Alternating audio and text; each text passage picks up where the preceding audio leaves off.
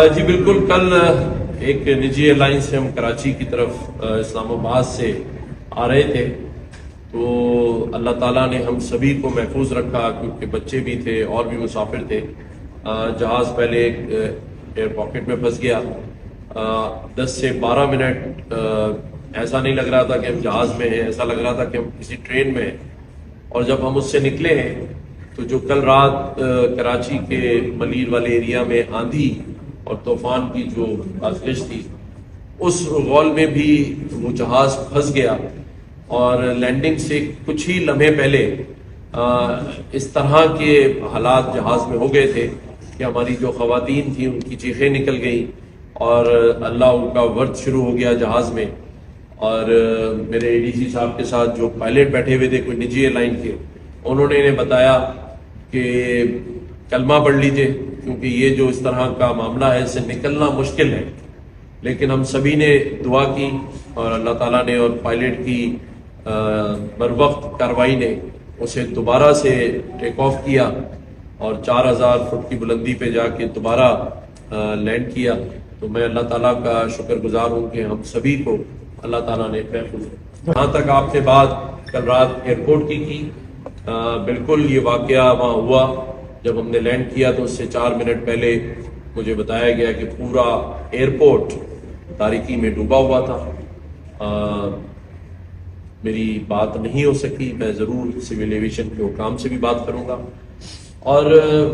دیکھیں، ہمیں تنقید کے ساتھ ساتھ ان مسائل کو حل بھی کرنا ہے، کیونکہ مسائل تنقید کی نظر ہو جاتے ہیں اور جب تنقید کم ہوتی ہے تو اس کو حل کرنے کے بجائے ہم بھول جاتے ہیں۔ مثبت تنقید کے ساتھ کہ ان کا حل بھی نکلے اور ہم سب مل جل کر ہی حل نکالیں گے۔ میں یہ سمجھتا ہوں کہ 40 روپے نہیں بلکہ اسے 140 روپے کم ہونا چاہیے۔ اور جس طرح سے ڈالر کی رفتار نیچے آ رہی ہے، جیسے آپ کو پتہ ہے سب سے پہلے میں نے ہی یہ بات کی تھی، میری دعا ہے اور ہم سب دعا بھی کریں کہ اس ملک میں مہنگائی کا خاتمہ ہو، لیکن اس کے ساتھ ساتھ جو لوگ گورنمنٹ کے ملازم ہیں یا پرائیویٹ سیکٹر میں ملازمین ہیں، چاہے وہ میڈیا ہاؤسز کے ملازمین ہیں، میں نے پہلے بھی کہا تھا، آج بھی کہہ رہا ہوں کہ اس مہنگائی کے طوفان میں کم از کم تنخواہ، کم سے کم والی تنخواہ 1 لاکھ روپے ہونی چاہیے اور زیادہ سے زیادہ 5 لاکھ روپے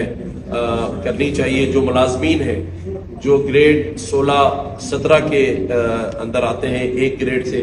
کیونکہ آج اگر کسی کی 3 لاکھ روپے تنخواہ بھی ہے تو میرا یہ ماننا ہے کہ وہ غریب آدمی ہے، مڈل کلاس بھی نہیں ہے، کیونکہ جہاں 30 ہزار روپے بجلی کے بل آ رہے ہوں، جہاں پیٹرول اور ڈیزل اتنا مہنگا ہو، وہاں عوام کا گزارا مشکل ہی نہیں ناممکن ہے۔ میں یہ بھی مبارکباد دیتا ہوں اس پاکستان کی عوام کو اور ان کی اس حوصلہ افزائی کو کہ اس مشکل حالات میں بھی مسکرا کر اپنا گزارا کر رہے ہیں۔ میری دعا ہے کہ یہ جو نگراں حکومت ہے یہ ایسے اقدامات ضرور کرے جہاں وسائل پیدا ہو اور مسائل کم ہو۔ اللہ تعالیٰ پاکستان چاہیے۔ آج اس وقت ہمارے پاس جو ہماری فوجی قیادت ہے یا ہمارے فورسز کے جو سربراہان ہیں، وہ جس طرح کی سرحدی دہشت گردی کا مقابلہ کر رہے ہیں، اس کے ساتھ ساتھ میں یہ سمجھتا ہوں کہ معاشی دہشت گردی کا بھی مقابلہ کر رہے ہیں۔ میری اسلام آباد میں نئے نیول چیف سے بھی ملاقات ہوئی۔ میں سمجھتا ہوں کہ انہوں نے بڑا متاثر کیا مجھے، ان کے جذبات، خیالات پاکستان کے لیے اور پاکستان کی معیشت کو بہتر کرنے کے لیے تھے۔ اسی طرح ہمارے army chief general Asim Munir صاحب کے جو خیالات، جو جذبات پاکستان کی معیشت کو ٹھیک کرنے میں، اسی طرح جو ایئر فورس کے چیف ہیں، میں یہ سمجھتا ہوں کہ جب سارے ہی اسٹیک ہولڈرز جو نگراں وزیر اعظم پاکستان، جس طرح اسٹیٹ بینک اور فائنینس منسٹر اور ان کے جو اقدامات ہیں، عملی طور پہ آپ کو ڈالر پاکستان میں نیچے آتا نظر آ رہا ہے، روپیہ قدرے بہتر ہو رہا ہے، اسٹاک ایکسچینج میں پاکستان کی تاریخ کا سب سے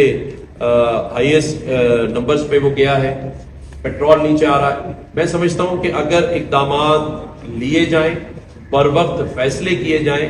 तो पाकिस्तान की मईशत बहुत बेहतर हो सकती है, पाकिस्तान में इन्वेस्टमेंट भी आएगा।